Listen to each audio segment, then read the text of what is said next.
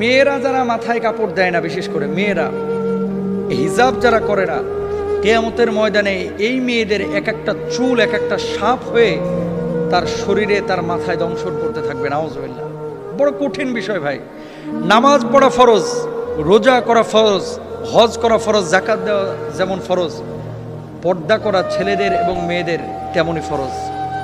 মনে রাখবেন, আল্লাহ তাআলা বলেছেন ওয়ালিয়াদরিবনা বিখুমরিহিন্না আলা জুয়ুবিহিন, মেয়েরা এমন একটা পোশাক মাথা থেকে পা পর্যন্ত ঝুলিয়ে দিবে যাতে করে তার শারীরিক আকার আকৃতি অবয়ব বোঝা না যায়।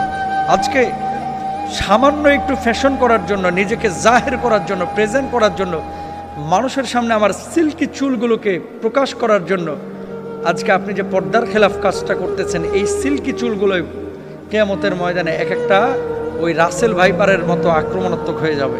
এই চুলগুলো আপনাকে মাথার উপরে দংশন করবে।